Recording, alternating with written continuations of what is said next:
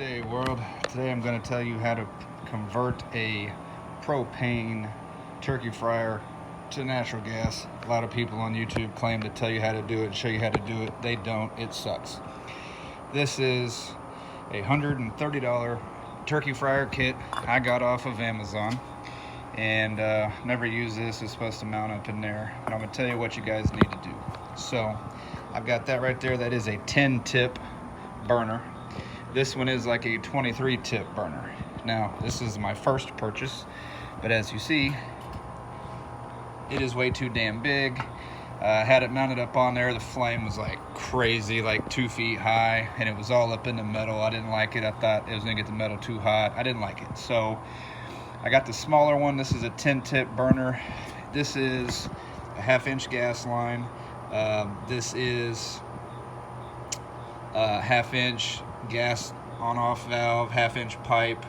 And this is a 1/2-inch to 3/8 adapter with a little 3/8 nipple right here where it threads into both ends, because the small one, this one's 3/8, this one's 1/2.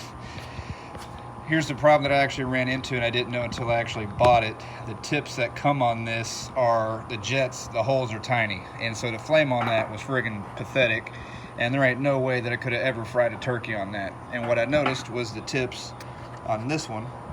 I'll show you. See, you can see in there. That is one of the jets from the small burner, and then that is the hole from the big burner. So actually, you can see both of them in the same video right there. Left one is the big, right one is the small.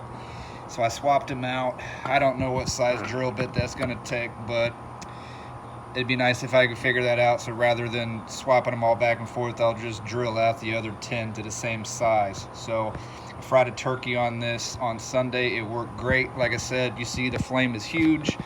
I've literally just mounted it to the bar that it came with. Now I did drill an extra hole a little bit higher, because I wanted to come up as high as I possibly could without hitting this right here.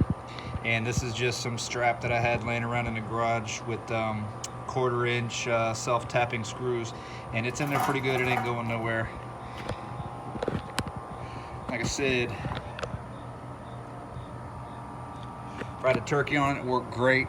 I don't think it would have worked with the small jets. So I don't know if you want to get different jets or drill them out or what you want to do. Maybe one of these days I'll figure out what size drill bit it is. And like I said, this is a 1/2-inch gas line off of Amazon. I don't remember what I paid for it, 30, 40, 50 bucks, like 25 feet long. I wanted to be able to run it all the way out underneath my overhang if I needed to. And there's my cooker, because I haven't got around to getting oil out of it yet. So there you have it. So this is a 1/2-inch by 25-foot gas line that I got off Amazon, and it connects to this right here.